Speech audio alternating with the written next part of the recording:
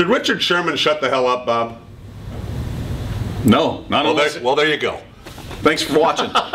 But that's become the conversation now, around not just around town, but around the NFL. Is he talking too much? I really kind of think this latest one involves Roddy White is much more overblown than it should be. I mean, his comments basically were, someone asked him what he thought about Roddy White being in the top 100 players. His answer was, gee, I didn't think of him as a guy in the top 100. He wasn't quite that nice of him. Well, gee, I never thought of that. He wasn't quite that. But he didn't take a cheap shot. He no. just said, no, he's not one of the 100 best players, in my opinion. Yeah, which kind of drew the ire of Champ Bailey, who they played audio of, who's kind of taking shots at him. Of course, Roddy White, deservedly so, fired back on him, but it begs the question. Every time he says something and people respond, we get to the, all right, should he be quiet? And until he somehow gets the team in trouble with his talk, he somehow says something that gets him suspended, and I can't imagine what that would be, but until he starts being abused on the field, and I maintain if he gets used up on the field by a receiver or receivers, it happens over and over, it won't be because he was talking. I think it's going to have no impact whatsoever. If he's beat,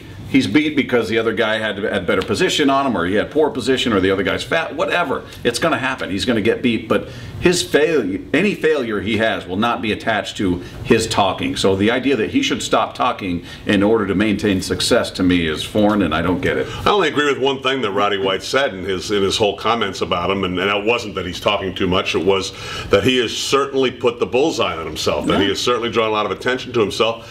And I think that's the whole idea for Richard Sherman. This is a guy we know who lives best when he's got something big on his shoulder. The bigger the chip, the better the chip. I think being ranked 50 was going to rank right up there with him, being drafted in the 5th round and not making the All-Pro or the Pro Bowl when all of his other teammates did. This is the stuff that fuels his engine.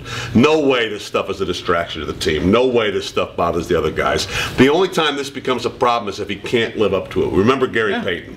And you can talk all the trash you want as long as you can back it up. So if he keeps backing it up, no problem here. Keep talking, Rich.